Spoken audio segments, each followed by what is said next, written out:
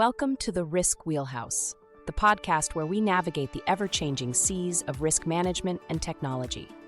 Join your hosts, Ori Wellington and Sam Jones, as they steer you through the latest trends, insights, and strategies shaping the future of integrated risk management.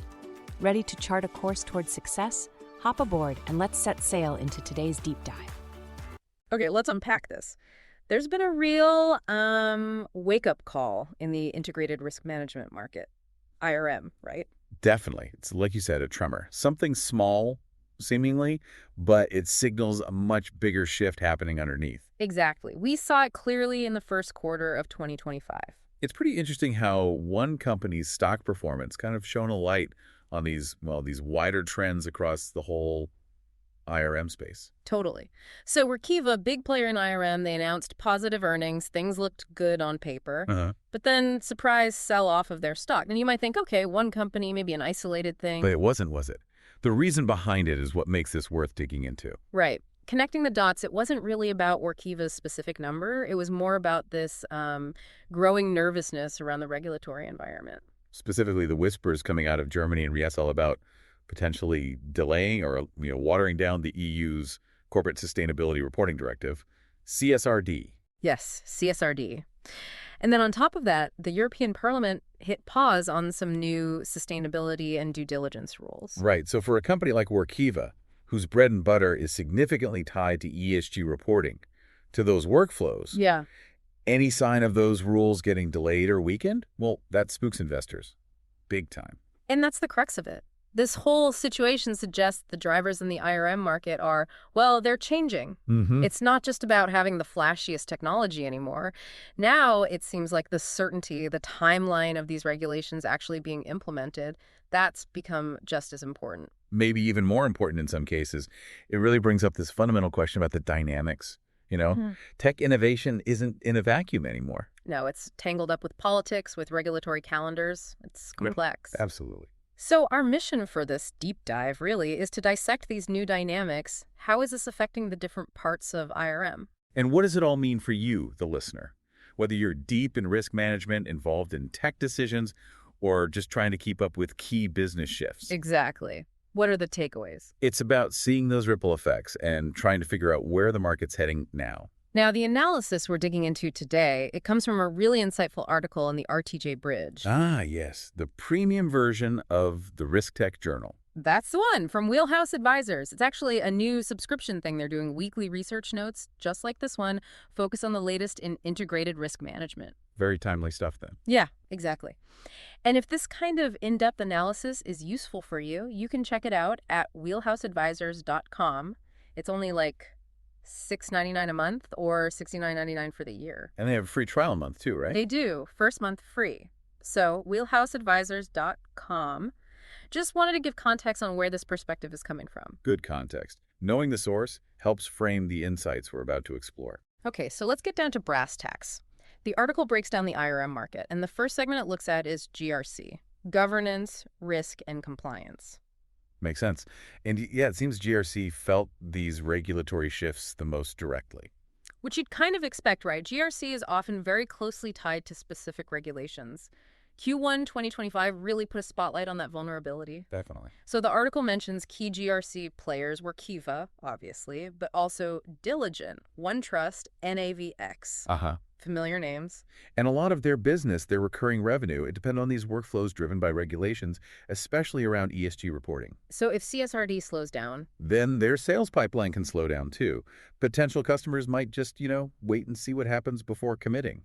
It's interesting how directly the market linked those potential delays to the growth forecasts for these vendors. Shows how much investor confidence here rides on that regulatory schedule. But, and this is important, the article also stresses that GRC isn't going away. No, not at all. It's still foundational. Think about core things like internal audit, ethics and compliance, managing policies. Absolutely. The central functions, those are critical for any company, ESG rules or not. They're the bedrock. Right. The momentum on ESG might ebb and flow a bit, but you always need good governance, good risk management basics. Always. Now, what about some of the legacy GRC players? The article calls out Archer, MetricStream, SAI360. Yeah, the more established names. It suggests they might face bigger hurdles because their tech is, well, maybe a bit more dated, and it often relied heavily on that urgency created by regulatory deadlines to push sales. That makes sense. Yeah. If you connect the dots, maybe those platforms lack some of the agility, the integration capabilities that buyers want now. They were built for a slightly different compliance world. But it's not all bad news for GRC. The article sees an opportunity for the more modern platforms. Names like Diligent, NEVX, Audit Board come up again. Okay, how so? They can potentially reposition GRC, not just as a compliance tool, but as the entry point to a wider IRM strategy, offering flexibility, integration, things buyers really value now. Ah, so pivoting the message, making GRC the core operating system for risk rather than just a reporting engine. That's smart. Yeah. And the article gives some direct advice to GRC vendors. Shift your messaging towards resilience, not just ticking boxes. Resilience. Good angle. Diversify beyond just ESG solutions. And maybe even look at acquiring some of those specialized ESG reporting startups, especially if their valuations dip because of this uncertainty. Interesting. So adapt, broaden the scope, and maybe find some M&A opportunities in the disruption. Pretty astute. And just to give you a map of the GRC vendor world, the article uses the IRM Navigator vendor compass for GRC. It groups them. You've got integrators like Archer, Ideagen, NAVX, RiskConnect, think broad suites. Then accelerators, Audit Board, Corporator, Diligent, Logic Manager, MetricStream, OneTrust, ServiceNow. They often focus on speed and ease of use. And pace setters like IBM OpenPages, Kroll Resolver, LogicGate, OnSpring, often the ones pushing innovation in the category. That categorization helps picture the different strategies and strengths playing out in the GRC market. Okay, let's shift gears.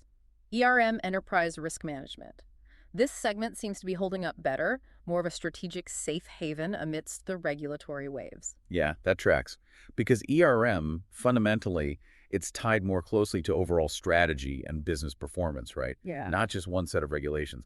That gives it some natural insulation. Exactly. The article mentions ERM vendors RiskConnect, ServiceNow, Audit Board, Diligent again, and how they're embedding risk management deeper into planning and analytics. So it's less about reactive compliance and more about proactive decision support. Precisely. Things like risk appetite frameworks, KRIs, scenario modeling, they aren't going away. If anything, they're becoming more important for board-level decisions. Yeah, you see risk committees focusing more on those big systemic risks now too, right? Macroeconomics, geopolitics, stuff beyond just the rule book. Totally.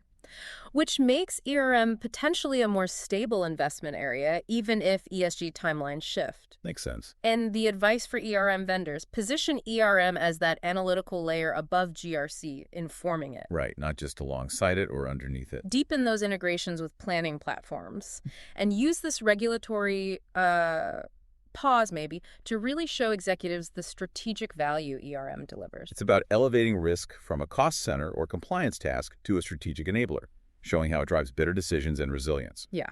And again, there's an IRM Navigator vendor compass for ERM.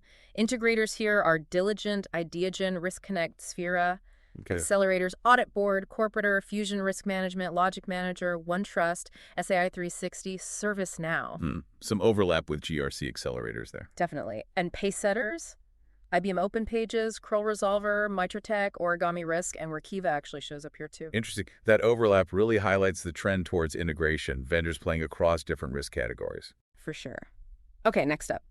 ORM Operational Risk Management. The article sees this as being in a bit of a transition. Some parts are tied to compliance, yes, but there's this growing strategic focus on operational resilience. Which mirrors how we think about operational risk now, doesn't it? It's not just about avoiding fines anymore. It's about keeping the business running smoothly, despite everything. Right. Cyber attacks, AI going wrong, supply chain failures. These are huge operational risks now. Absolutely critical. So ORM vendors, the article mentions Mitratech, LogicGate Resolver, SAI360, they're evolving, building in more continuous monitoring, more adaptive workflows. So regulatory delays, how do they hit ORM? It's a bit mixed. According to the article, maybe some ESG-specific ORM adoption slows down a bit temporarily. Correct. But at the same time, the demand for proactive platforms focused on overall resilience, that's likely to increase because the underlying operational risks aren't going away. If anything, they're growing. So the need for robust ORM focused on continuity and prevention gets stronger. Exactly. So the strategic advice for ORM vendors is lean into risk prevention and business continuity. Makes sense.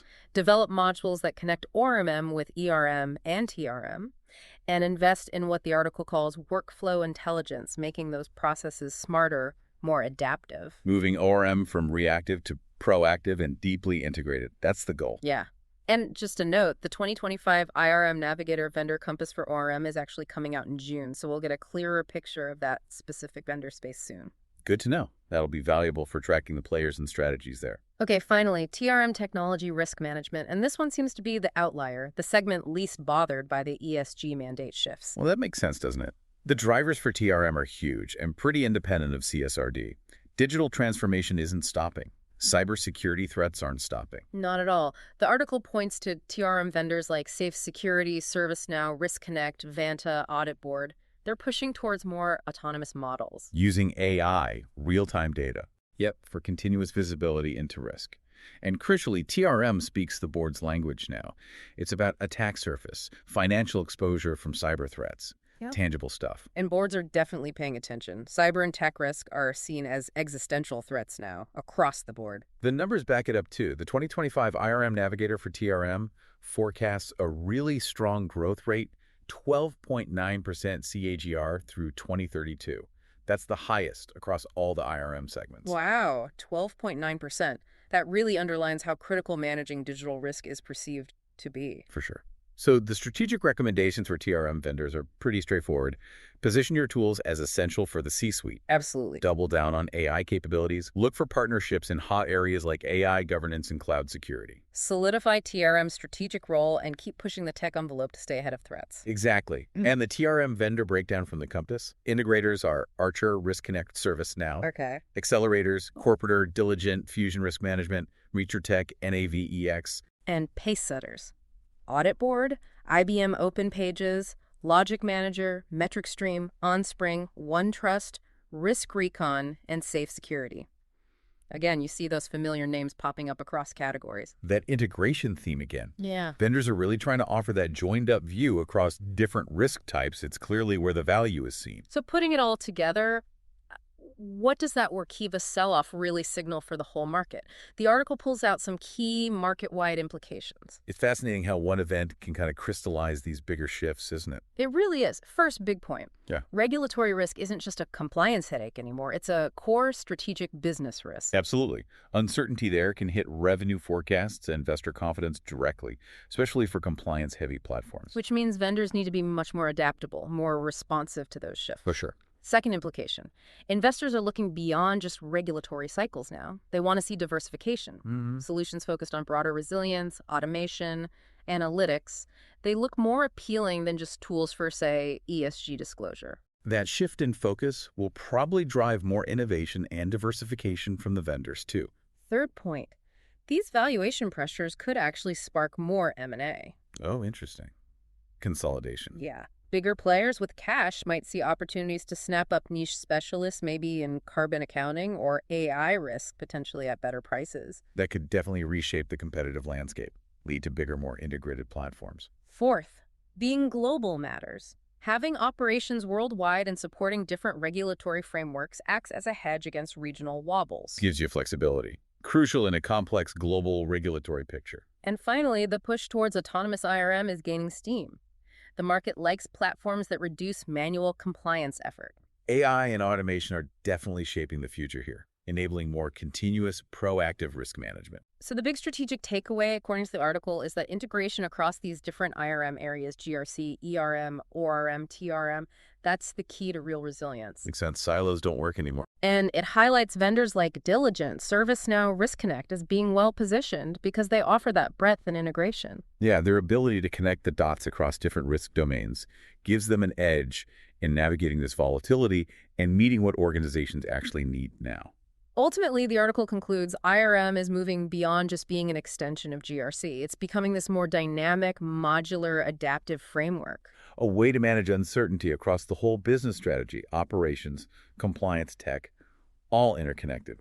It's a necessary evolution towards a more holistic approach, given how complex and uncertain everything feels right now. Absolutely. So bringing it all back, That Q1 2025 turbulence, especially the reaction to potential CSRD delays, it really was a wake-up call. A clear signal. The IRM market is definitely shifting, moving beyond just compliance. It demands a more strategic, more integrated view of risk.